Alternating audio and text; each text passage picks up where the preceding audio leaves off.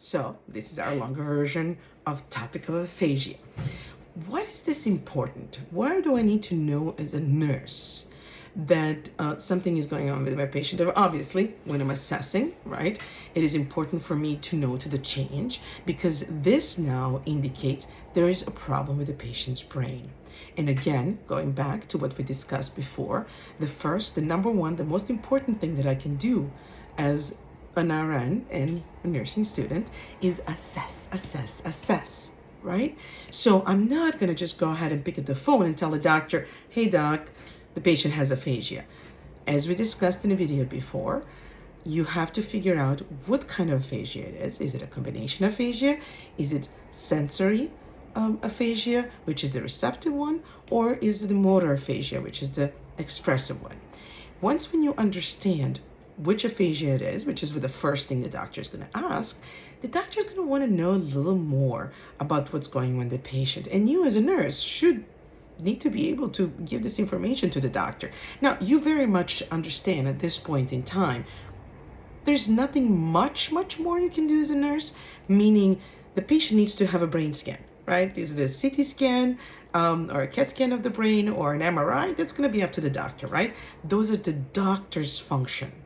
But your function is to do the best assessment that you can to give the most munition to the physician so that the physician can make the right order. So, again, the first thing, the number one thing, the next thing, the most important thing that you're going to do as an RN is assess. By the way, that will be the answer to your test questions in nursing, is that you need to do a further assessment. Now, you are going to understand that if this is an issue with speech and patient having difficulty speaking, right? If this is a motor function issue or the expressive portion of the aphasia, that a speech therapist will be the best person assisting this patient. But as you know, as an RN, you are always there as a specialist as well to help out. Even if this is with exercises of some sort, the speech therapist will let us know what needs to be done, or this will be an occupational therapist issue if the issue is with writing. Okay? Either way, you as an RN, the first thing, the most important thing before you can call the consult, which would be, again, called by the physician, not by you, right? But for you to just suggest to the physician to order consult. Before any of this is happening, you still have to further assess. So what is the most important assessment in the case of the aphasia, right? Well, we're talking specifically of the new onset of aphasia. So you have the patient, you walk into the room, nobody has discussed that the patient has an aphasia before, and you're coming in and you're seeing the patient has either, again, sensory receptive and or motor expressive type of aphasia, or the combination of the two. The first thing that should come into your mind is, this is brain damage. This is indicative. Something is going on in the head of the patient, right? So what is it? Is it a cancer? Is it a stroke? Is it some type of a damage from a concussion? Maybe the patient fell and hit himself. It doesn't really matter. That portion is the doctor's portion of the assessment. But you need to see how bad the situation is. Because sometimes the patient, as you know, can have a TIA, right? And remember, TIAs are those not true strokes. It is not a stroke. It is not a hemorrhaging to the brain or a ischemic stroke to the brain. The TIA is very simply like a baby, to call it a baby stroke, but it's not, because the functioning comes back. So that's the most important part. If the function is coming back, then it's not as big of a deal as if this is a permanent damage. So to be able to know how bad this is, is this situation a horrible situation? This is an emergency, or can this CT scan of the brain wait for a couple of hours? All of that is going to be important based on your next step as an RN. So what are you going to do? You're going to assess. And what are you going to assess? Or what is the best way for us to assess the patient's brain? Now think about it. I'm going to give you about 10 seconds. And if you said PERLA, you are absolutely correct. PERLA stands for pupil, equal, round, reactive to light accommodation. right? What does that mean? That means I have to put a light into the patient's eyes and watch if the pupils are responding. Now, normally, as you know, the pupils are dilated if there is a lack of light. Why? Because we want to be able to see. And the more light we have, the more narrow our pupils become. So we have a nursing light, right? And both nurses and the doctors use this, but the nursing light flashes the light into the patient's eye with the expectation that the pupils will constrict. So, as a nursing student, do you really need to know how big is the pupil to begin with versus at the end? No, not really. I mean, the idea is you should kind of know that the end of the pen or the back side of the pencil, the eraser, is usually 6 millimeters. So that's generally a starting point of the pupil in the dark, 5 to 6 millimeters. And it needs to go back down to a pinpoint or the point, the tip of the pen, and that is about 1 to 2 millimeters.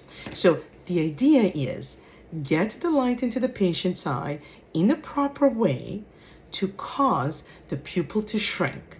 And what am I looking for? The most important thing in checking perla is not did I start it at 5 or 6 centimeters or did it go down to 1 or 2? No, what you're looking for is for equal reaction of the both pupils. Meaning, if everything is okay in the brain, all the other circumstances are the same, as in, I don't know, maybe my patient smokes some pot and their pupils are dilated because of it, right? They had a little bit too much fun, or maybe they drink too much. The same thing, any relaxant drugs, including alcohol, marijuana, or any of the opioids, will relax the patient, and as such, the pupils will be relaxed and they will be larger, right? So the idea is not to test if my patient is high, drunk, or, on any sort of the opioids at this moment in time. It's to assess, do we have a problem with the brain? And to be able to do that, the whole point of doing the perla assessment is to see, are the pupils responding equally, or are they not responding equally? So what are you going to do? Well, you're going to get the nursing pen light, you're going to introduce it to the outer canter of the eye, moving it slowly through and ending by the nose area. And what you're looking for is for the pupil to go from 5 to 6 millimeters to about 1 to 2 millimeters. That means that is a proper reaction. Of course, the movement should be slow but equal. The most important part is you're going to do the same thing, but to the other eye, right? So again, I'm going to put my flashlight. I'm going to go from the outer canter of the eye towards the inner, watching the response of the patient's pupil.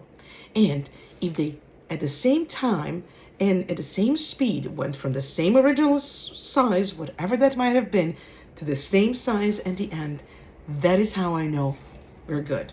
Everything is fine. However, if one pupil goes down and up and up, down and up and down and up, meaning closing and opening, or it's tremoring and the other one is just staying open and it does not want to constrict, or it goes immediately into constriction much faster than the other one, all of that is indicative we have a problem, because eyes are an opening, not to the soul, which would be kind of nice if that was the case, but they're opening to the brain. They're opening to see what is going on and to understand if this is a big problem or not. The best way to do it is by doing perla.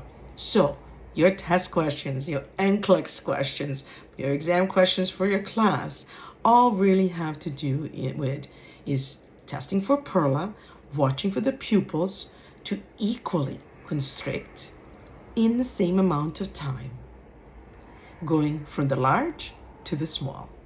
I hope this was helpful.